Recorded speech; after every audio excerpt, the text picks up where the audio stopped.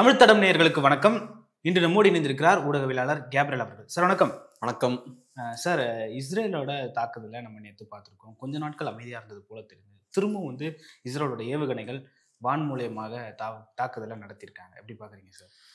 அதான் இப்போ நடக்கக்கூடிய விஷயங்கள் பார்க்கும்போதே ரொம்ப பரிதாபமாக இருக்குது. நேற்று நம்ம பார்க்குறோம், இஸ்ரேலி படைகள் இப்போ காசா சிட்டிக்குள்ளே அவங்க போகிறாங்க. சொல்லப்படுற விஷயம் என்னென்னா, இன்னும் நிறையா படைகள் உள்ளே போவாங்க. டேங்க்ஸ், அப்புறம் ஆர்மர்ட் வெஹிக்கிள்ஸ் எல்லாம் உள்ளே போகிறத பார்க்க முடியுது. ஏற்கனவே 2 வருஷமாக அங்கே ஏகப்பட்ட அநியாயங்கள் பண்ணியிருக்காங்க. ஒரு 70% பில்டிங்ஸ் பார்த்தோம்னா கம்ப்ளீட்டாக தரமட்டமாக்கப்பட்டிருக்கு. மக்கள் 60,000க்கும் மேற்பட்டவர்கள் இறந்துருக்காங்க. இப்பவும் அங்கே எய்டெல்லாம் உள்ளே போக அலோவ் பண்ணாமல், அந்த மக்களுக்கு போய் சேர வேண்டிய உணவு, இந்த விஷயங்கள்லாம் அலோவ் பண்ணாமல் இஸ்ரேல் ஏகப்பட்ட பிரச்சனைகள் அங்கே பண்ணிட்டு இருக்காங்க. இதெல்லாம் இருக்கும்போது இப்போ திரும்பவும் இன்னொரு ஃப்ரெஷ்ஷான ஒரு அட்டாக்கை இஸ்ரேல் பண்ணுறாங்க. ஸோ இதை பார்க்கும்போது நமக்கே ரொம்ப பரிதாபமாக இருக்குது. திரும்பவும் அந்த மக்கள் ஆயிரக்கணக்கான பேர் இப்போ காசா சிட்டியிலிருந்து காசா ஸ்ட்ரிப்போட தென்பக்கத்தை நோக்கி அவங்க போய்கிட்டு இருக்காங்க. சவுத் சைடு அவங்க மூவ் பண்ணி போறாங்க. ஏற்கனவே 2 வருஷமா இந்த வேலையை தான் பண்ணாங்க. கடைசியில இப்ப அந்த மக்கள்லாம் திருப்பி அங்க வந்து சேர்ந்தாங்க. இப்ப திரும்பவும் அங்கிருந்து அவங்கள விரட்டி அடிக்கிறாங்க. ஸோ இப்ப ஒரு நியூஸ் என்னன்னா, வார்னிங் கொடுத்ததுக்கு அப்புறமும் நிறைய மக்கள் அங்கிருந்து போகல. அரௌண்ட் ஒரு 3.5 lakh மக்கள் அங்கிருந்து வெளியே போயிருக்காங்க. பட் இன்னும் லட்சக்கணக்கான மக்கள் அங்க இருக்காங்க. ஸோ இது காட்டக்கூடிய விஷயம் என்னன்னா, ஓரளவுக்கு நான் பார்க்கும்போது என்ன தோணுதுன்னா, அந்த மக்களுக்கே ஒரு விரக்தி ஏற்பட்டிருக்கும்னு நினைக்கிறேன். எப்படி இந்த மாதிரி அவங்க தொடர்ச்சியா பல ஆண்டுகளா இந்த மாதிரியான ஒடுக்குமுறையை அவங்களால ஃபேஸ் பண்ண முடியும்? என்ன நடந்தாலும் நடக்கட்டும், நம்ம இங்க இருப்போம் அப்படின்ற மாதிரி அவங்க இருக்கிறாங்களோ அப்படின்ற மாதிரி தோணுது. நான் கூட ஒரு டாக்குமெண்ட்ரி ஒன்று பார்த்தேன். அதுல ஒரு லேடி சொல்றாங்க, எனக்கு என் வீட்டுக்கு போனா மட்டும் போதும், அங்க என் வீடு இல்லை, பட் இருந்தாலும் அந்த இடத்துல எனக்கு இருந்தா கூட போதும், அங்க போய் நான் ஒரு டென்ட் போட்டு எனக்கு இருந்தா கூட போதும் அப்படின்ற ஒரு விஷயத்த அவங்க பேசுவாங்க. ஸோ அந்த ஆங்கிள் இருந்து பார்க்கும்போது என்ன ஆனாலும் பரவாயில்ல, நம்ம இங்கேயே இறந்துருவோம் அப்படின்ற ஒரு இடத்துக்கு வந்துட்டாங்களோ அப்படின்ற மாதிரி தோணுது. ஏன்னா இப்ப நியூஸ் பார்க்கும்போது 3 லட்சம் பேர் தான் வெளியேறி இருக்காங்க. ஒட்டுமொத்தமா காசா சிட்டில 1 மில்லியன் பாப்புலேஷன் இருக்காங்க. 10 லட்சம் பேர் அங்க வாழ்ந்துட்டு இருக்காங்க. ஸோ மெஜாரிட்டி இன்னும் வெளில போகல. ஆனா இஸ்ரேலிஸ் என்ன பண்றாங்கன்னா, கடுமையா பாம் பண்ணிட்டு இருக்காங்க. அங்க இருக்கக்கூடிய பில்டிங்ஸ் எல்லாத்தையும் அடிச்சு தரமட்டமாக்குறாங்க.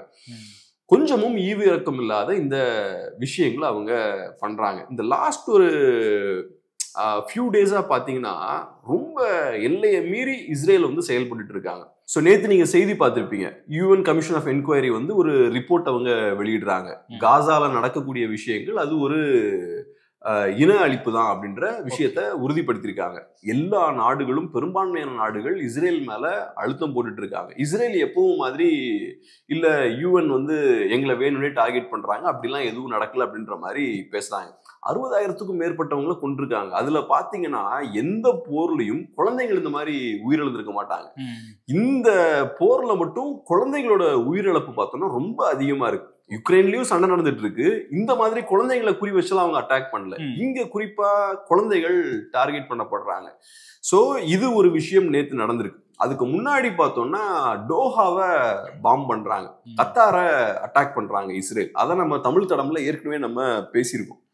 ஸோ அப்பவே நம்ம சொன்ன விஷயம் என்னன்னா, கத்தாரை அவங்க டார்கெட் பண்றாங்கன்னா, கத்தாரை பொறுத்தளவில் அவங்க ஒரு மீடியேட்டர், ரொம்ப முக்கியமான ஒரு மீடியேட்டர். ஸோ அவங்க தான் இஸ்ரேலுக்கும் அமெரிக்காவுக்கும் நடுவில் ஒரு கனெக்டிங் பாயிண்டா அவங்க இருக்கிறாங்க. அதே மாதிரி ஹமாஸுக்கும் இஸ்ரேலுக்கும் நடுவில் ஒரு கனெக்டிங் பாயிண்டா இருக்கிறதும் கத்தார் தான். ஸோ இப்போ இஸ்ரேல் கத்தார் அட்டாக் பண்றாங்க. கேட்டா ஹமாஸோட லீடர்ஷிப் அங்க இருக்காங்க, ஹமாஸோட லீடர்ஷிப்பை டார்கெட் பண்றதுக்காக நாங்கள் அட்டாக் பண்ணோன்றாங்க.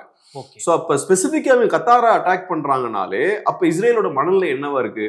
பேச்சுவார்த்தை நடத்தக்கூடாது, நம்ம போற கண்டினியூ பண்ணும் அப்படின்ற ஒரு பிளான்ல தான் இருக்காங்க. சோ சில நாட்களுக்கு முன்னாடி கத்தார் அட்டாக் பண்ணாங்க, இன்னைக்கு பார்த்தோம்னா படைகளை உள்ள அனுப்பிட்டாங்க. ஸோ அந்த பிளான்ல தான் அவங்க இருந்திருக்காங்க.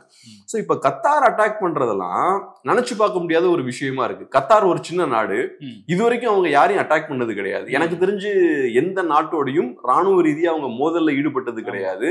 இப்ப உலக நாடுகளோட அப்ரூவலோட தான் ஹமாஸோட லீடர்ஷிப் அங்க வச்சிருக்காங்க. ஏன்னா ஹமாஸோட லீடர்ஷிப் அங்க இருக்கிறதுக்கு ஏன் அலோவ் பண்றாங்கன்னா, அப்பதான் பேச்சுவார்த்தைகள் நடத்துறதுக்கு ஈஸியா இருக்கும். அதுக்காக ஹமாஸ் லீடர்ஷிப் அங்க இருக்காங்க.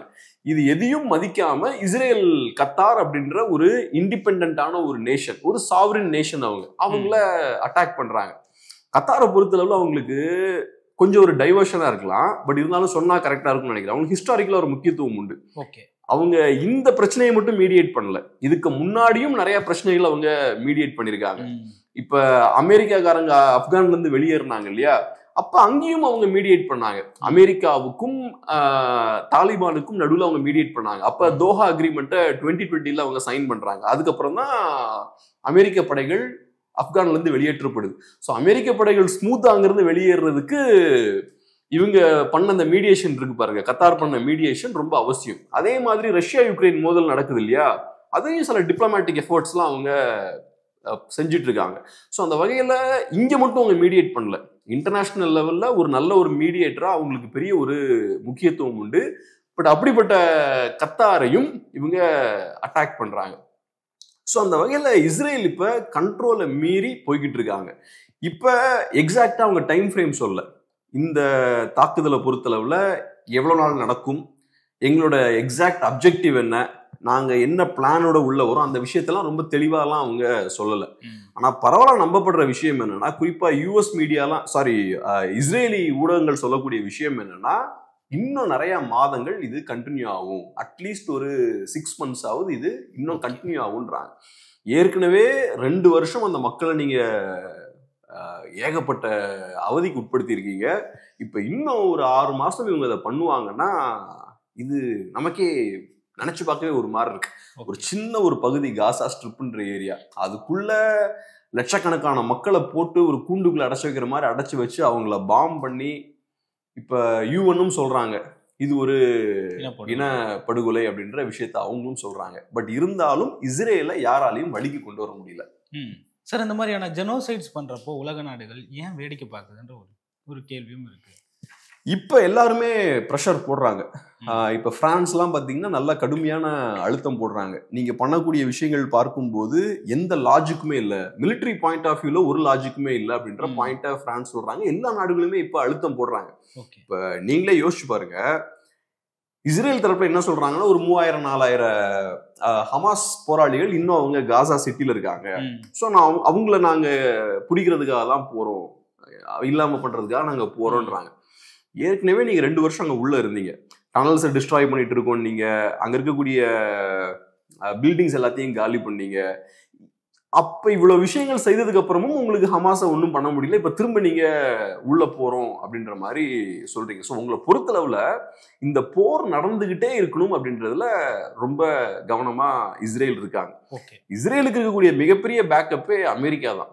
மற்ற எல்லா நாடுகளும் இஸ்ரேலை எதிர்த்தாலும் அமெரிக்கா இஸ்ரேலை ஸ்ட்ராங்கா அவங்க சப்போர்ட் பண்றாங்க. ஸோ இஸ்ரேலை வழிக்கு கொண்டு வரதுல பெரிய ஒரு சிக்கல் இருக்கு. ஸோ இஸ்ரேல் இவ்வளவு திமிரா அவங்களுக்கு பிடிச்ச விஷயங்கள் எல்லாத்தையும் பண்ணலாம் அப்படின்ற ஒரு இடத்துல இருந்து அவங்க செயல்படுறாங்க. இன்னொன்னு என்னன்னா, இஸ்ரேல் பக்கம் நியாயமும் கிடையாது. நிறைய பேர் நினைச்சுக்கிறது என்னன்னா, இஸ்ரேல் பக்கம் நியாயம் இருக்கு, இந்த மாதிரி பைபிள்ல சோசன் பீப்புள் அவங்க, ஒரு காலத்துல இந்த நிலம் அவங்களுக்கு சொந்தமான நிலம் அப்படின்ற மாதிரிலாம் சொல்றாங்க. இப்ப அப்படிதான் இங்க சட்டத்திட்டங்கள் செயல்படும்னா அது எல்லாருக்கும் அப்ப பொருந்தும்ல. அப்ப அமெரிக்கால இதுக்கு முன்னாடி செவிந்தியர்கள் இருந்தாங்க, ஸோ அவங்ககிட்ட நிலத்தை எடுத்து கொடுத்துருவீங்களா? ஒரு 1000 வருஷத்துக்கு முன்னாடி இங்க இருக்கக்கூடிய ஒரு பகுதியில வேற யாராவது இருந்திருப்பாங்க, அப்ப அவங்ககிட்ட எடுத்து கொடுத்துருவீங்களா? ஸோ இந்த மாதிரியான இந்த நியாய தர்மங்கள்லாம் இஸ்ரேலுக்கு மட்டும் ஏன் அப்ளை ஆகுது? அது மட்டும் இல்லாம 2000 இயர்ஸ்க்கு முன்னாடி யூதர்கள் வெளியேற்றப்பட்டாங்கன்றீங்க, அந்த யூதர்களும் இவங்களும் ஒண்ணுதானான் இருக்கு. ஓகே, அந்த வம்சாவளியில தான் இவங்க வந்தாங்களா? ஏன்னா எல்லாம் அப்படியே பியூரா ஒரு பிளட் லைன் வந்து அப்படியெல்லாம் போகாதுல்ல, எல்லாம் மிக்ஸ் ஆவாங்க. இவங்கெல்லாம் பார்க்கும்போது மோஸ்ட்லி இவங்கெல்லாம் இப்ப யூதர்கள் மாதிரியே இல்லை. மிடில் ஈஸ்ட்ல வாழக்கூடிய மக்கள் இப்படி இருக்க மாட்டாங்கல்ல, இவங்கெல்லாம் மோஸ்ட்லி பார்க்கும்போது யூரோப்பியன்ஸ் மாதிரி தான் இருக்காங்க. ஸோ இந்த மாதிரி ஏகப்பட்ட கேள்விகள் இருக்கு. அங்க அந்த பகுதியில யூதர்கள் இருக்கிறதுக்கான ரைட்ஸே அவங்களுக்கு கிடையாது. இந்த மக்களோட நிலத்தை திருடி அந்த பகுதியில போய் உட்கார்ந்துருக்காங்க, உட்கார்ந்துக்கிட்டு எந்த கண்ட்ரோலும் இல்லாம அட்டாக் பண்ணிட்டு இருக்காங்க.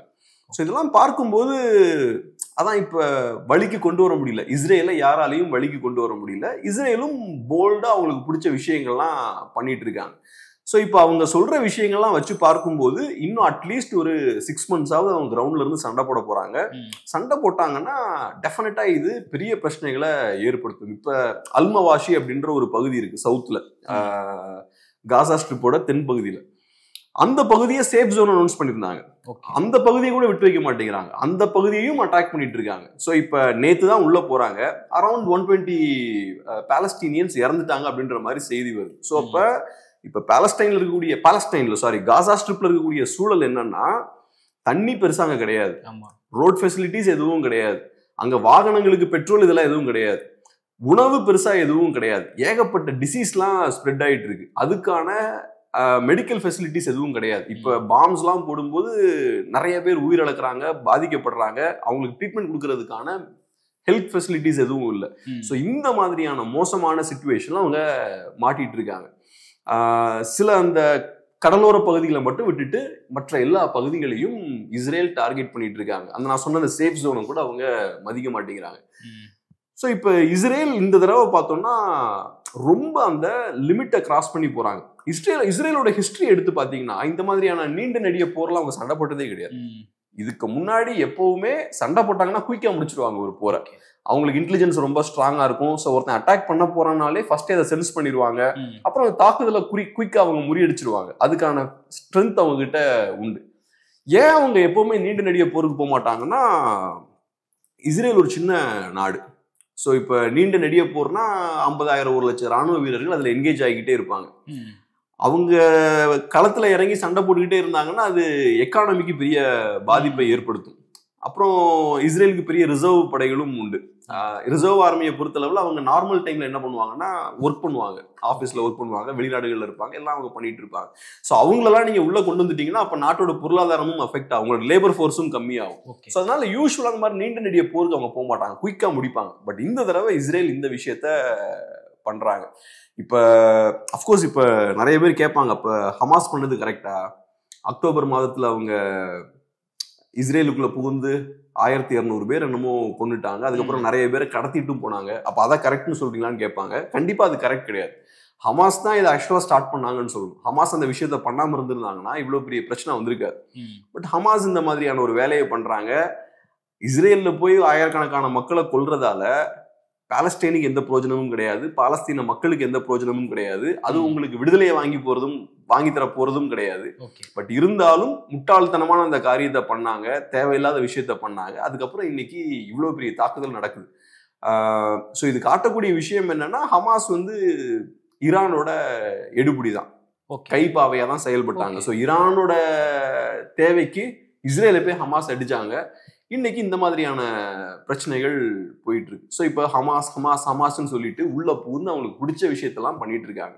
கம்ப்ளீட்டா தரமட்டமாக்கணும் அப்படின்ற திட்டத்துல இருக்காங்க. ஓகே சார், இஸ்ரேல் இந்த நீண்ட நெடிய போரை பண்ணது இல்லைன்னு நீங்க சொல்லியிருக்கீங்க. அப்ப இந்த நீண்ட நெடிய போருக்கான காரணம் என்ன டார்கெட்? அவங்க ஹமாஸ் மட்டும் தான் டார்கெட்டா? நான் என்ன டார்கெட்னு பாக்குறேன்னா, ஒண்ணு பெஞ்சமின் நெட்டன்யாஹுவுக்கு நீண்ட நெடிய போர் தேவை. இப்ப போர் இருக்கிறனாலதான் அவரு சேஃபா இருக்காரு. போர் இல்லைன்னா அவரை தூக்கி உள்ள போட்டுருவாங்க. அவர் மேல நிறைய குற்றச்சாட்டுகள் அவர் மேல இருக்கு.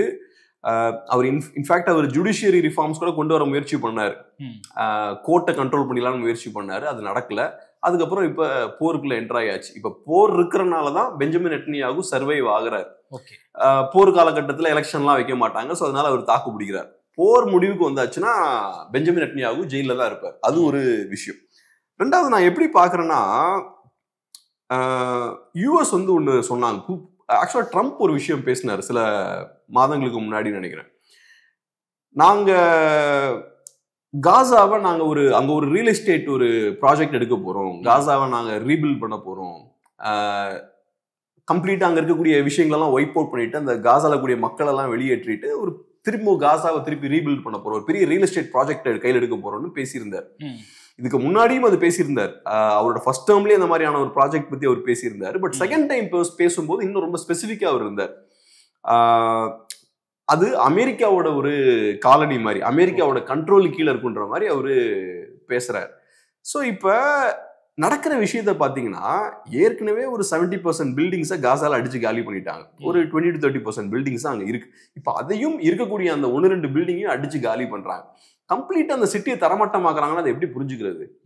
சோ எல்லாரையும் வெக்கேட் பண்ணணும், புதுசா ரீபில்ட் பண்ணணும் அப்படின்ற ஒரு முயற்சியில தான் இவங்க ஈடுபடுறாங்களோ அப்படின்ற ஒரு யோசனையும் இருக்கு. ஸோ ட்ரம்ப்போட அந்த பிளானை எக்ஸிக்யூட் பண்ண பாக்குறாங்களோ, நடுவுல மக்கள் இருக்காங்க, அப்புறம் பில்டிங்ஸ்லாம் இருக்கு, நீங்க சும்மா போய் பில்டிங்லாம் இடிக்க முடியாது. ஸோ இப்போ நீங்களே சண்டைன்ற பேர்ல ஃபுல்லா எல்லாத்தையும் எரேஸ் பண்ணிருங்க, எல்லா பில்டிங்கையும் அடிச்சு தகர்த்துருங்க. அதுக்கப்புறம் என்ன பண்ணணும், கிரெயின் எல்லாம் உள்ள கொண்டு வந்து அந்த பில்டிங் அந்த ரபிள்ஸும் போல அந்த விஷயங்களை ஃபுல்லா அங்கிருந்து வெளியேற்றணும். வெளியேற்றினதுக்கு அப்புறம் உங்களுக்கு எம்டி கிரவுண்ட் இருக்கும், அதுல உங்களுக்கு பிடிச்ச விஷயத்தெல்லாம் கட்டிக்கலாம். நீங்க நார்மலா போய் இந்த பில்டிங் எல்லாம் உடைக்க முடியாது, அங்க மக்கள் வாழ்ந்துட்டு இருக்காங்க. ஸோ நீங்க பாம்பு போட்டு எல்லாத்தையும் காலி பண்ணுங்க. அதுக்கப்புறம் ட்ரம்ப்போட ரியல் எஸ்டேட் பிளானை இம்ப்ளிமெண்ட் பண்ணுங்க. அதை ஒரு டூரிஸ்ட் ஸ்பாட் மாதிரி மாத்திருங்க. டூரிஸ்ட் ஸ்பாட் மாதிரி மாத்திட்டு அங்க இருக்க மக்களை ஃபுல்லா வெளியேற்றிடலாம். இது இவங்களுக்கு வசதியான ஒரு விஷயமா இருக்கும். ஸோ இப்ப அமெரிக்காவுக்கு அந்த ஒரு பிளானும் இருக்கு. காசா ஸ்ட்ரிப்பை அமெரிக்கா கண்ட்ரோல் இருக்கக்கூடிய ஒரு பகுதியா மாத்திரலாம், ஒரு பெரிய ஒரு டூரிஸ்ட் ஸ்பாட்டா மாத்திரலாம் அப்படின்ற மாதிரி பாக்குறாங்க. அங்க அரௌண்ட் ஒரு 2 மில்லியன் பீப்புள் வாழ்ந்துட்டு இருக்காங்க. ஸோ அவங்கள ஃபுல்லா ஈவி இறக்கமே இல்லாம வெளியேற்றிடலாம். அப்புறம் இஸ்ரேல் எடுத்துக்கிட்டீங்கன்னா இந்த சிக் மைண்டுமாங்கல்ல, இந்த ஒரு கேவலமான புத்தியும் இருக்குன்னு நான் பாக்குறேன். முஸ்லிம்ஸோட பாப்புலேஷன் அங்கே இன்க்ரீஸ் ஆகிட்டு இருக்கு காசா ஸ்ட்ரிப்ல. அப்படி இன்க்ரீஸ் ஆகிட்டே இருக்கிறது இஸ்ரேலுக்கு நல்லது கிடையாது. ஸோ அங்க ஏன்னா அவன் இன்க்ரீஸ் ஆக அடுத்தது ஒரு நாடெல்லாம் கிளைம் பண்ண ஆரம்பிப்பாங்க இல்லையா. ஸோ இஸ்ரேலியர்களை பொறுத்தளவுல இவங்களோட பாப்புலேஷனையும் ரெடியூஸ் பண்ண, யூஸ்வலா இன அழிப்பு பண்றவங்க எல்லாத்துக்குமே அந்த புத்தி இருக்கும். அடுத்தவனோட பாப்புலேஷனையும் கம்மி பண்ணணும், அவன் நிறைய இருந்தாதான் எனக்கு எதிராக செயல்படுவான். ஸோ அதுதான் ஹிட்லர்லாம் செஞ்ச வேலை. அது ஹிஸ்டாரிக்கலா நிறைய பேர் பண்ணியிருக்காங்க அந்த விஷயங்கள். ஸோ இன அழிப்பு அப்படின்ற விஷயத்த யூஎனே ஒப்புக்கொள்றாங்க. ஸோ இவங்க பண்றதுக்கான காரணம் என்னன்னா அங்க இருக்கக்கூடிய பாப்புலேஷனையும் கம்ப்ளீட்டா சப்ரஸ் பண்ணும் அப்படின்ற மாதிரி பார்க்கறாங்க. அப்புறம் இஸ்ரேல் ஒரு இன்ட்ரெஸ்டிங்கான நாடு. எல்லா நாட்டுக்கும் ஒரு அபிஷியல் மேப் இருக்கும்ல, இவங்களுக்கு அபிஷியல் மேப்பே கிடையாது. அங்கீகரிக்கப்பட்ட ஒரு அபிஷியல் மேப்பே கிடையாது, கேட்டா கொடுக்க மாட்டாங்க. 1948 இருந்து இன்னைக்கு வரைக்கும் அவங்க கிட்ட அபிஷியல் மேப் கிடையாது. அதுக்கான காரணமே என்னன்னா, இப்ப இந்தியாவுக்கு ஒரு அபிஷியல் மேப் இருக்கு, அந்த அபிஷியல் மேப்பை பாகிஸ்தான்காரன் ஏத்துக்க மாட்டான். காஷ்மீர்ல டிஸ்பியூட் இருக்கு அதுன்னு சொல்லுவோம். ஆனா நம்ம பாயிண்ட் ஆஃப் வியூல நமக்கு ஒரு மேப் இருக்கு, அது என்னோட பகுதி, காஷ்மீர் எங்களோட பகுதி, நம்ம ஸ்ட்ராங்கா இருக்கும், அதை நம்ம மேப்ல நம்ம போட்டிருக்கோம்.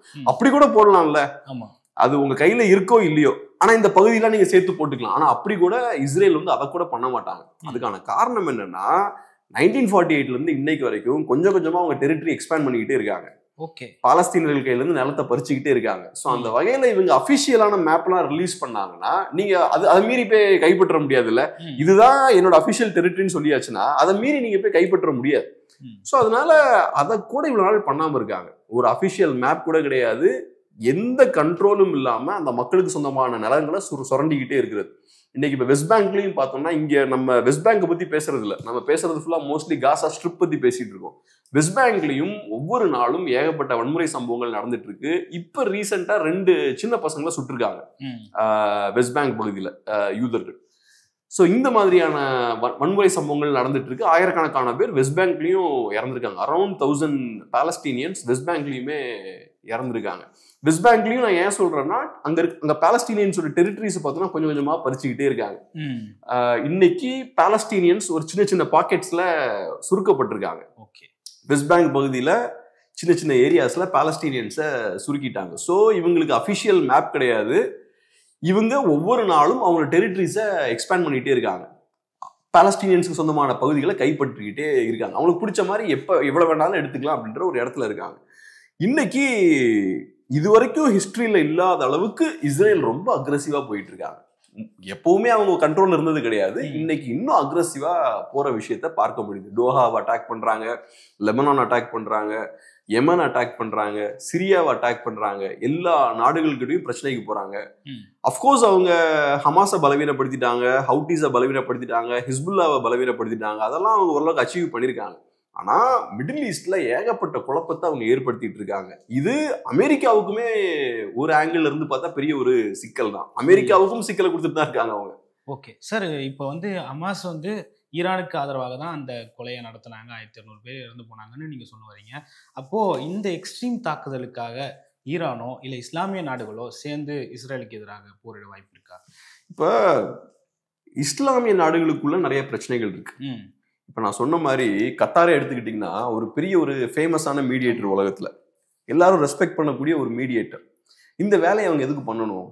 இன்னைக்கு மீடியேட் பண்ண போய் கத்தார்ல பாம்பு விழுது. இந்த வேலையை அவங்க ஏன் பண்ணணும்? அது ஏன் பண்றாங்கன்னா, கத்தார்ல பயங்கரமான எண்ணெய் வளங்கள்லாம் இருக்கு, நேச்சுரல் கேஸ்லாம் இருக்கு, நிறைய சம்பாதிக்கிறாங்க. ஆனா அது சின்ன நாடு, கையில பெரிய ஆர்மி கிடையாது, 15,000 பேர் தான் ஆர்மியில இருக்காங்க. சின்ன நாடு, பாப்புலேஷனும் கம்மி. ஸோ அவங்களால தங்களை டிஃபெண்ட் பண்ணிக்க முடியாது. ஸோ கத்தாருக்கு இப்போ என்ன பிரச்சனைனா, சவுதி அரேபியா, UAE கூட எல்லாம் பிரச்சனை இருக்கு. அவங்க நம்மளை ஒழுங்கிடுவாங்களோ அப்படின்ற ஒரு பிரச்சனை இருக்கு. அப்ப அவங்க கிட்ட இருந்து கத்தார் தங்களை தற்காத்து கொள்ளணும். ஸோ இப்போ என்ன பண்றாங்க, அமெரிக்காவை இன்ஃப்ளூயன்ஸ் பண்றாங்க. அமெரிக்காவோட ஆர்மி பேஸ் அங்கே ஒன்று இருக்கு. அது போக இந்த மாதிரியான மீடியேஷன் ஒர்க்லாம் பண்றாங்க. இந்த மாதிரி மீடியேஷன் ஒர்க் பண்ணும்போது கத்தாருக்கு நிறைய செலவும் வரும். ஸோ இந்த மாதிரி மீடியேஷன் ஒர்க் பண்ணும்போது நிறைய செலவு வரும். ஆனா நீங்க மற்ற நாட்டோட கனெக்ட் ஆயிருவீங்க, யூஎஸோட கனெக்ட் ஆயிருவீங்க, யூரோப்போட கனெக்ட் ஆயிருவீங்க. மற்ற அந்த அமைப்புகள் இருக்காங்களா, தாலிபானா இருக்கலாம், ஹமாஸா இருக்கலாம், ஹிஸ்புல்லாவா இருக்கலாம், இவங்களோடலாம் உங்களுக்கு நெட்வொர்க் இருக்கும். ஸோ மற்ற நாடுகளுக்கு நீங்க தேவைப்படுவீங்க. மற்ற நாடுகளுக்கு நீங்க தேவைப்பட்டு அவங்கள அவங்க விட்டு கொடுக்க மாட்டாங்க. அவங்க உங்களுக்கு ஏதோ ஒரு வகையில கூட நிற்பாங்க. ஸோ இப்ப கத்தாரை பொறுத்தளவுல மிடில் ஈஸ்ட்ல அவங்களுக்கு நிறைய சிக்கல்கள் இருக்கு. அவங்களுக்கு சிக்கல் யார்கிட்ட இருந்து வருது, இஸ்லாமிய நாடுகள் கிட்ட இருந்து வருது. ஸோ அதுல இருந்து தப்பிச்சுக்கிறதுக்காக அவங்களுக்கு ஒரு ப்ரொஃபைல் கிரியேட் பண்றாங்க.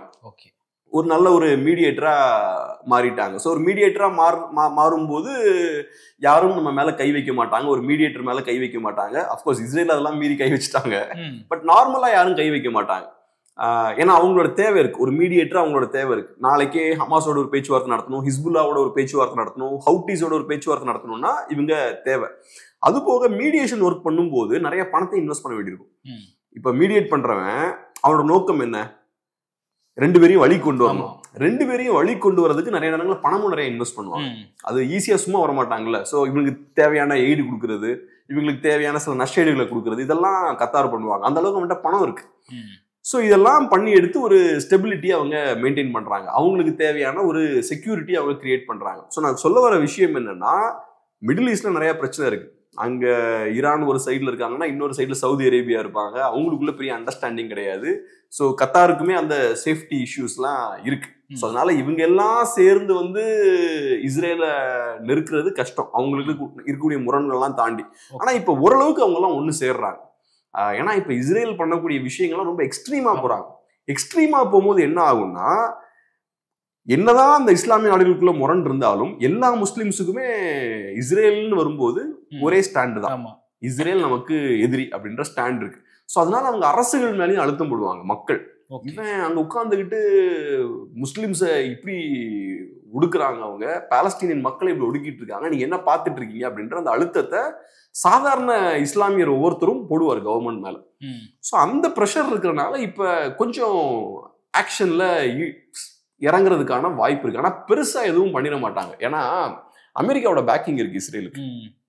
அதே மாதிரி மிடில் ஈஸ்ட்லயும் அமெரிக்காவோட இன்ஃப்ளூயன்ஸ் ரொம்ப அதிகமா இருக்கு. ஓகே, ஸோ அதை மீறி பெருசா எதுவும் பண்ண முடியாது, பட் ஓரளவுக்கு பண்ண முயற்சி பண்ணுவாங்க. ஓகே சார், அதெல்லாம் தாண்டி அந்த மக்கள் நேற்று நடந்த அந்த தாக்குதலுக்கு பிறகு அப்படியே கூட்டம் கூட்டமா போயிட்டு மருத்துவமனையில இருந்திருக்காங்கன்னு சொல்றாங்க. உணவும் தண்ணியும் இல்லாம இருக்கிற மக்களுக்கு இவ்வளவு அவதிகள் இருக்கணுமான்ற ஒரு கேள்வி இருக்கு. இதெல்லாம் ஐநா மன்றம் கேட்காதா அப்படின்ற ஒரு கேள்வி இருக்கு. இப்போ ஒன்றும் இல்லை, இப்போ இதுக்கு முன்னாடி வேர்ல்ட் வார் ஸ்டார்ட் ஆகுது முன்னாடி லீக் ஆஃப் நேஷன்ஸ் இருந்தது. இப்போ யூஎன் இருக்கு. லீக் ஆஃப் நேஷன்ஸுக்கும் ஒன்றும் பெரிய பவர் கிடையாது, அதே மாதிரி யூஎனுக்கும் ஒன்றும் பெரிய பவர் கிடையாது. இப்போ அவங்க ரொம்ப கடுமையான விஷயங்கள்லாம் சொல்லலாம். இப்போ நிறைய யூஎன் வாலண்டியர்ஸே இறந்துருக்காங்க உள்ள, நிறைய பத்திரிகையாளர்கள் உள்ள இறந்துருக்காங்க காசா ஸ்ட்ரிப்ல. யூஎன் வாலண்டியர்ஸ் அஃப்கோர்ஸ் இப்போ நூற்றுக்கணக்கான பேர் இறந்துருக்காங்க. ஏன்னா அவங்க தானே உள்ள வேலை செஞ்சுட்டு இருப்பாங்க. இவங்க போடக்கூடிய பாம்ஸ்ல, இவங்க பண்ணக்கூடிய அநியாயத்துல அவங்களும் நிறைய பேர் இறப்பாங்க. ஆனா இப்ப யூஎனோட அந்த ஒரு ஒரு நம்ம பாராட்டக்கூடிய ஒரு விஷயம் என்னன்னா, அவங்களுக்கு ஏற்படக்கூடிய அந்த இழப்பை அவங்க பெருசா ப்ரொபகண்டா பண்ண மாட்டாங்க, ஏன்னா அது அவங்களோட வேலை. ஸோ இது நம்ம வேலையா இருக்கனால நமக்கும் பாதிப்பு ஏற்படும், அதை நம்ம ஃபேஸ் பண்ணி தான் ஆகணும். தெரிஞ்சே போறாங்க. ஆமா, தெரிஞ்சுதான் போவாங்க. அது நடக்கும் போதும் அதை பெருசா அவங்க அதை சொல்லிக்கிட்டே இருக்க மாட்டாங்க, எங்களுக்கு இந்த பாதிப்பு வந்துருச்சு, எங்களுக்கு இந்த பாதிப்பு வந்துருச்சுன்ற மாதிரி. அந்த மக்களுக்கு ஏற்படக்கூடிய பாதிப்பை வெளியே கொண்டு வரதான் அவங்க முயற்சி பண்ணுவாங்க. ஸோ ஆனால் அங்கே நூற்றுக்கணக்கான யூஎன் வாலண்டியர்ஸும் இறந்துருக்காங்க, ஜேர்னலிஸ்டுகள் குறிப்பா டார்கெட் பண்ணப்பட்டிருக்காங்க. ஸோ இந்த விஷயங்கள்லாம் டெஃபினட்டாக நடந்திருக்கு. அதே மாதிரி நீங்கள் சொன்னது போல் அங்கே கண்டிஷன்ஸ் பார்த்தோம்னா ரொம்ப மோசமாக இருக்குது. அங்கே டாய்லெட்ஸ் கிடையாது, ஆயிரக்கணக்கான பேருக்கு ஒரே டாய்லெட் தான், வீடுகள் கிடையாது. 70% வீடுகளை நீங்கள் அடித்து காலி பண்ணிட்டீங்க. இப்போ இருக்கக்கூடிய அந்த ஒரு 20% பில்டிங்ஸையும் அடித்து நீங்கள் தரமட்டமாகக்கூடிய வேலைகள் பார்த்துட்டு இருக்கீங்க. ஹாஸ்பிட்டல்ஸ் கூட விடுறது இல்லை, ஹாஸ்பிட்டல்ஸாக இருக்கலாம், ஸ்கூல்ஸாக இருக்கலாம், எதையும் விட்டு வைக்கல இஸ்ரேல். ஸோ அப்படி இருக்கும்போது தங்குறதுக்கும் அவங்களுக்கு இடம் இருக்காது. இப்போ அங்கே ட்ரைனேஜ் சிஸ்டம் இருக்காது, சானிடேஷன் ஃபெசிலிட்டி இருக்காது, எதுவும் இல்லைன்ற போது டிசீஸ்லாம் ஸ்ப்ரெட் ஆகும், நிறைய நோய்கள் அங்கே ஸ்ப்ரெட் ஆகும். எல்லாம் கச்சன்னு சேர்ந்து தான் இருப்பாங்க இல்லையா, கேம்ப் மாதிரியான ஏரியாவில் எல்லாம் சேர்ந்து இருப்பாங்க, டென்ட்டை போட்டு எல்லாம் சேர்ந்து வாழ்ந்துட்டு இருப்பாங்க. அப்போ நோய்கள் அங்கே ஸ்ப்ரெட் ஆகும். இதெல்லாம் அவங்க பிளான் பண்ணி தான் பண்ணுறாங்க. அவங்கள பொறுத்தளவில் இந்த மாதிரிலாம் பண்ணும்போது அந்த மக்களை கொஞ்சம் கொஞ்சமாக இல்லாமல் பண்ணணும் அப்படின்றது தான் அவங்க பிளான். இஸ்ரேலுக்கு கண்டிப்பாக அந்த பிளான் இருக்கு, இந்த மக்களை எரேஸ் பண்ணிடணும் அப்படின்ற பிளான் இருக்கு. ஃபியூச்சர்ல ஒரு த்ரெட்டா இருக்கக்கூடாது அவங்க அப்படின்ற ஒரு அச்சம் இஸ்ரேலுக்கு இருக்கு. ஸோ அதனால இவ்வளோ அக்ரெசிவா அவங்க போறாங்க. இப்போ யூஎன்னும் அதான் சொல்றாங்க, இங்க காசால நடந்துட்டு இருக்கக்கூடிய விஷயம் அது ஒரு இனப்படுகொலை அப்படின்ற விஷயத்த அவங்க சொல்றாங்க. சொல்லிட்டு இதை மற்ற நாடுகள்லாம் அலோவ் பண்ணக்கூடாது, இதை ஸ்டாப் பண்ணும், அது மற்ற நாடுகளோட கடமை அப்படின்றதும் சொல்றாங்க. ஆனா மற்ற நாடுகள் அதை பண்ண மாட்டேங்கிறாங்க. ஸோ அது காட்டக்கூடிய விஷயம் என்னன்னா, யூஎனுக்கு அவ்வளவுதான் பவர் இருக்கு. ஸோ இஸ்ரேலை பொறுத்தளவில் அவங்களுக்கு அமெரிக்கா மாதிரியான பெரிய ஒரு தாதா ஃப்ரெண்டாக இருக்காரு. ஸோ அப்போ அவங்களுக்கு என்ன வேணுமோ அதெல்லாம் பண்ண முடியும். ஏதோ ஒரு அண்டர்ஸ்டாண்டிங் இருக்கு அவங்களுக்குள்ள. அதான் ட்ரம்ப் வந்து இவங்களை வெக்கேட் பண்றத பத்தி ட்ரம்ப் பேசுறாரு, அந்த வேலையை இவரு பண்றாரு. இன்னைக்கு நெத்தன்யாகு அங்கே அதான் பண்ணிட்டு இருக்காரு. ஸோ அப்போ ஏதோ ஒரு அண்டர்ஸ்டாண்டிங் அவங்களுக்குள்ள இருக்கு. பேசும்போது இல்லை நமக்கு சீஸ் ஃபயர் வேணும், நம்ம சீக்கிரமா அந்த மோதலை நிப்பாட்டணும் அப்படி இப்படின்னா ட்ரம்ப் பேசினாலும், ஆனா ரெண்டு பேரோட இலக்கும் ஒன்னாதானே இருக்கு, அந்த மக்களை அங்கிருந்து வெளியேற்றணும், அந்த நிலத்தை நம்ம கைப்பற்றணும் அப்படின்ற அந்த பிளான் ரெண்டு பேருக்குமே இருக்கு. ஸோ அதனால அதை நோக்கி அவங்க காய்களை நகர்த்துறாங்க. பட் எனக்கு என்ன பொறுத்தளவுல ஹமாஸை நீங்க கம்ப்ளீட்டா இல்லாமலும் பண்ண முடியாதுன்றதான் என்னோட பார்வை. மேபி ஹமாஸை நீங்க பலவீனப்படுத்தலாம். இப்பவும் பாருங்க, இவங்க உள்ள போறாங்க, ஸ்மூத்தாலாம் உள்ள போக முடியல. 2 வருஷம் சண்டை போட்டதுக்கு அப்புறம் இப்ப உள்ள போகும்போது கொரில்லா அட்டாக்ஸ் எல்லாம் நடக்குதுங்க. இந்த கொரில்லா வார்ஃபேர் பதுங்கி இருந்து அட்டாக் பண்றதெல்லாம் பண்ணிட்டு தான் இருக்காங்க. ஸோ அப்போ நீங்கள் ஹமாஸையும் பெருசா இல்லாம பண்ண முடியல. அஃப்கோர்ஸ் நீங்க ஒரு 90% உங்களை பலவீனப்படுத்திருப்பீங்க, ஆனா உங்களுக்கு அதை ஹமாஸை கம்ப்ளீட்டா இல்லாம பண்ண முடியல. ஏதோ பிரச்சனை அவங்க கொடுத்துட்டு தான் இருக்காங்க. அது போக நீங்க ஹமாஸை கம்ப்ளீட்டா ஏன் இல்லாம பண்ண முடியாது, நாங்க இருக்கிற எல்லாருமே ஹமாஸ் ஆதரவால தான் இருப்பாங்க. ஓகே, ஏன்னா இப்ப இஸ்ரேல் இவ்வளவு அநியாயம் பண்ணும்போது அங்க இருக்கிற எல்லாருமே இஸ்ரேலுக்கு எதிராக இருப்பாங்க. இஸ்ரேலுக்கு எதிரான எதிர்ப்பை எப்படி வெளிப்படுத்த முடியும், அங்க கட்சி எதுவும் இல்லையே. ஓகே, முன்னாடி பாலஸ்தீன் அத்தாரிட்டி இருந்தாங்க, இன்னைக்கு அவங்க இல்ல. அப்ப அந்த மக்களை ரெப்ரசென்ட் பண்றதுக்கு யாரு இருக்கா, ஹமாஸ் மட்டும் தான் இருக்காங்க. அப்ப ஹமாஸ் தான் அவங்க சப்போர்ட் பண்ணி ஆகணும். அதனால டெஃபினட்டா எனக்கு தெரிஞ்சு அங்க இருக்க மக்கள் எல்லாருமே ஹமாஸை தான் கண்டிப்பா ஆதரிப்பாங்க, கண்டிப்பா இஸ்ரேலை வெறித்தனமா வெறுப்பாங்க. இவ்வளவு விஷயம் பண்ணும்போது யாரும் இஸ்ரேலை சப்போர்ட் பண்ண மாட்டாங்க. அதனால நீங்க எப்படி அப்படிப்பட்ட ஒரு அமைப்பை எப்படி இல்லாம பண்ணுவீங்க? அப்ப அந்த மக்களை ஃபுல்லா நீங்க இல்லாம பண்ணணும், அப்பதான் அந்த அமைப்பை நீங்க இல்லாம பண்ண முடியும். ஸோ அதுக்கும் வாய்ப்புகள் ரொம்ப கம்மி. ஸோ இஸ்ரேலோட இந்த சொல்றாங்க பாருங்க, எங்க அப்ஜெக்டிவ் வந்து ஹமாஸை இல்லாம பண்றதுன்றது, அது சாத்தியமே இல்லாத ஒரு அப்ஜெக்டிவ். அப்புறம் இன்னொரு முக்கியமான விஷயம் என்னன்னா, இதுக்கு உள்ளூர்ல நிறைய பிரச்சனைகள் இருக்கு இஸ்ரேலுக்கு. இன்னைக்கு பார்த்தோம்னா நிறைய போராட்டங்கள் இஸ்ரேல்ல நடந்துட்டு இருக்கு. அங்க இஸ்ரேல்ல மக்களுக்கு வருத்தம் என்னன்னா, நம்ம மக்கள் நிறைய பேரை பிணை கைதிகளா தூக்கிட்டு போயிருக்காங்க. அவங்க பாலஸ்டைன்ல இப்ப எப்படி இருக்காங்கன்னு தெரியாது, நிறைய பேர் இறந்துட்டாங்க, இப்ப இருக்காங்களா இல்லையான்னு கூட தெரியாது. அப்படி இருக்கும்போது நீங்க இவ்வளவு தாக்குதல்கள் நடத்துறீங்க. அப்ப நீங்க என்ன பிளான்ல இருக்கீங்க? அந்த ஹாஸ்டேஜஸ் கிடைக்கலனாலும் பரவாயில்ல, அவங்க இறந்தாலும் பரவாயில்ல, அவங்கள நம்ம மீட்கலாலும் பரவாயில்ல, நமக்கு பாலஸ்டைனை தரமட்டமாகும், காசா ஸ்ட்ரிப்பை நம்ம தரமட்டமாகும் அப்படின்ற எய்ம்ல போறீங்க. இது அந்த மக்களும் ஏத்துக்கல, அந்த மக்களுக்கும் தெரியும். ஸோ இப்போ லிமிட்டை கிராஸ் பண்ணி தான் பெஞ்சமின் நெத்தன்யாகு போறார் அப்படின்ற விஷயம். ஸோ அதனால அந்த மக்களுமே இப்போ போராடிட்டு தான் இருக்காங்க நெத்தன்யாகு கவர்மெண்ட்டுக்கு எதிராக. ஓகே சார், ட்ரம்ப் அவர்கள் வந்து எல்லா நாட்டிலையும் நடக்கிற போர், இப்போ ரஷ்யா உக்ரைன் போராக இருக்கட்டும், இல்லை இந்தியா பாகிஸ்தான் போராக இருக்கட்டும், அவர் வந்து தடுத்து நிறுத்தணும், சீஸ்ஃபயர் பண்ணணுன்ற ஒரு முடிவில் இருக்காரு, பண்ணதாகவும் சொல்லியிருக்காரு எல்லா இடத்துலையுமே. அப்போ இந்த போரை வந்து அவர் நிறுத்தி வைக்கணும் அப்படின்ற ஒரு முடிவுக்கு எடுக்க மாட்டாருங்களா ட்ரம்ப்? ஒன்றும் இல்லைங்க, நீங்க அட்லீஸ்ட் ஆயுதங்கள் சப்ளை பண்றதை நிப்பாட்டிடலாம்ல. ஓகே, ஒரு ஆர்ம்ஸ் எம்பாகோம்பாங்கல்ல, அந்த மாதிரி ஆயுதங்கள் அங்க அவங்களுக்கு கொடுக்கறத ஸ்டாப் பண்ணலாம்ல. அதை கூட இன்னும் அமெரிக்கா பண்ணலையே. நீங்க ஆயுதங்கள் கொடுத்தீங்கன்னா அவன் அதை யூஸ் பண்ணி அடிக்கதான் செய்வான். ஏன் அதை நீங்க பண்றீங்க? ரெண்டாவது, இப்ப ட்ரம்ப்பை பொறுத்தளவு அவரு சொல்லிக்கிறாரு, நான் வந்து எல்லா போரையும் நிப்பாட்டிட்டு இருக்கேன், மோதல்களை ஸ்டாப் பண்றேன்னு. அவரால யுக்ரைன் ரஷ்யா போரை நிப்பாட்ட முடியல, அவர் பேச்சை யாரும் கேட்கல. அதே மாதிரி இந்தியாவுக்கும் பாகிஸ்தானுக்கும் மோதல் வந்தப்ப ஆபரேஷன் சிந்தூர் டைம்ல நாங்க தான் உள்ள புகுந்து மீடியேட் பண்ணோம், நாங்க தான் புரோக்கர் பண்ணோம் அப்படின்ற விஷயத்த அவரு சொல்றாரு. நம்ம சைடும் ஏத்துக்கல, பாகிஸ்தான் சைடும் அதை ஏத்துக்கல. அதனால ட்ரம்ப் தன்னைத்தானே ஒரு பெரிய ஒரு மீடியேட்டரா, ஒரு நல்ல நெகோசியேட்டரா ப்ரொஜெக்ட் பண்ணிக்கிறாரு, அமைதி கொண்டு வர ஒரு தலைவரா ப்ரொஜெக்ட் பண்ணிக்கிறாரு. ஆனா அதுக்கு ஒன்றும் ப்ரூஃப் இல்லையே, அவர் எங்கேயும் அமைதி கொண்டு வரலையே. அவர் வந்ததுக்கு அப்புறம் நிறைய மோதல்கள் நடந்து தானே இருக்கு. இஸ்ரேல் இஸ்ரேல் அக்ரெசிவா தான் இருக்காங்க. காசால இன்னும் அந்த போரை முடிவு கொண்டு வர முடியல. யுக்ரைன்லயும் ரஷ்யாலையும் மோதல் போய்கிட்டு தான் இருக்கு. அதே மாதிரி இந்தியாவும் அவங்கள ஒன்றும் பெருசா மதிக்கல. அப்ப ட்ரம்ப் ஒன்றும் பெருசா ரிசல்ட் எதுவும் ப்ரொடியூஸ் பண்ணலையே. ட்ரம்ப்பை பொறுத்தளவு அவர் கேம்பெயின் பண்ணிக்கிறாரு, எங்கெல்லாம் பேச முடியுமோ அங்கெல்லாம் எல்லாத்தையும் கிரெடிட் எடுத்துக்கிறது. ஆனா அவர் ரிசல்ட்டா எதுவுமே ப்ரொடியூஸ் பண்ணல. நான் யுக்ரைன் ரஷ்யா போற ஒரே நாள்ல முடிச்சிருவேன், முடிவு கொண்டு வந்துருவேன்னு பேசினாரு. இன்னைக்கும் நடந்துட்டு இருக்கு. அவர் இப்ப ஜெலன்ஸ்கி அவமானப்படுத்தி அனுப்புனாரு, பெரிய என்னமோ அவர் மேல அழுத்தம் போடுற மாதிரி. இன்னைக்கும் ஜெலன்ஸ்கி சண்டை போட்டுட்டு தான் இருக்காரு. இவரோட பேக்கிங் இல்லாம சண்டை போட்டுட்டு இருக்காரு, யூரோப்பியன்ஸோட பேக்கிங்கோட. ஸோ அப்போ ட்ரம்ப்புக்கு என்ன பண்ண முடியும்? வேற என்ன லெவரேஜ் இருக்கு? ட்ரம்ப் கையில வேற எந்த லெவரேஜும் கிடையாது. ஸோ அதனால ட்ரம்ப் இந்த மாதிரி பேசலாம். ஆனா இப்போ இந்த இஸ்ரேல் மேட்டரை பொறுத்தளவுல எனக்கு ட்ரம்ப்போட இன்டென்ஷன்ல நிறைய டவுட் இருக்கு. ஓகே, 2 பேரும் சேர்ந்து இந்த பிளான் பண்றாங்கன்னு கூட நம்ம பார்க்கலாம். ஏன்னா ட்ரம்ப்புக்கு இந்த ரியல் எஸ்டேட் பிளான்ஸ்லாம் இருக்கு. அந்த பகுதியில் இருக்க மக்களை ஃபுல்லா வெளியேற்றிட்டு அந்த பகுதியை தரமட்டமாக்கி அதுக்கப்புறம் அந்த பகுதியை கிளீன் பண்ணி புதுசா ஒரு ஒரு ஒரு நல்ல ஒரு டூரிஸ்ட் ஸ்பாட் மாதிரி அதை டெவலப் பண்ணணும், ஒரு அட்வான்ஸ்டான ஒரு பகுதியாக அமெரிக்காவோட தலைமையில், அமெரிக்காவோட கண்ட்ரோல்ல பேசியிருக்காரு. ஓப்பனா இப்ப சில மாதங்களுக்கு முன்னாடி தான் பேசினார். ஃபர்ஸ்ட் டேர்ம்ல இதே விஷயங்கள் பேசினாங்க. ஆனா ஃபர்ஸ்ட் டேர்ம்ல ட்ரம்ப் கொஞ்சம் அடக்கி வச்சார். அமெரிக்காவோட கண்ட்ரோல்ல இருக்கணும்லாம் அவர் பேசல. ஆனா நம்ம காசாவை நம்ம ரீபில்ட் பண்ணுவோம் அது இதெல்லாம் பேசிட்டு தான் இருந்தார். இப்ப ஓப்பனா அமெரிக்கா கட்டுப்பாட்டுல இருக்கக்கூடிய ஒரு பகுதியா நம்ம காசாவை மாத்திடலான்ற அளவுக்கு அவரு பேசுறாரு. ஸோ அதனால அப்ப ட்ரம்ப் என்ன சொன்னாரோ அதுதான் இவர் எக்ஸிக்யூட் பண்ணிட்டு இருக்காரு. இவர் கிளியர் பண்ணிட்டு இருக்காரு கிரவுண்டை, இல்லையா? ட்ரம்ப் சொன்ன விஷயத்தை செய்யறதுக்கு தேவையான விஷயங்களை கிரவுண்ட்ல இப்ப நெத்தன்யாகு பண்ணிட்டு இருக்காரு. பாலஸ்தீனியன்ஸை ஃபுல்லா வெளியேற்றுறாரு. இல்ல அந்த அந்த கடலோர பகுதிகளுக்கு அவங்களெல்லாம் புஷ் பண்ணி கொண்டு போறாரு. ஏரியாவை ஃபுல்லா தரமட்டமாக்குறாரு. எந்த பில்டிங் இருக்கக்கூடாது, வெறும் ரபிள்ஸ் மட்டும்தான் அங்க இருக்கணும் அப்படின்றதுதான் அவரோட பிளானா இருக்கு. ஸோ அப்ப இதுல என்ன, ட்ரம்ப்போட இன்டென்ஷன் நமக்கு டவுட் இருக்குல்ல. உலகத்திலே பெரிய சூப்பர் பவர் இருக்கு அமெரிக்கா. 2 வருஷமா அட்டாக் பண்ணிட்டு இருக்கான். கம்ப்ளீட்டா அந்த காசா ஸ்ட்ரிப்ன்ற சின்ன பகுதி தரமாட்டமாக்கி இருக்காங்க. இவ்வளவு நாள் ஆனதுக்கு அப்புறமா அவங்களால ஒன்றும் பண்ண முடியலையா? இதை யார் நம்புவா? ஸோ அதனால இவங்க 2 பேருக்கும் ஏதோ ஒரு அண்டர்ஸ்டாண்டிங் டெஃபினட்டா இருக்கு. பல்வேறு அரசியல் கருத்துக்களை பகிர்ந்து கொண்டீங்க. மற்றும் ஒரு காணொளி சந்திப்போம். நன்றி சார். நன்றி.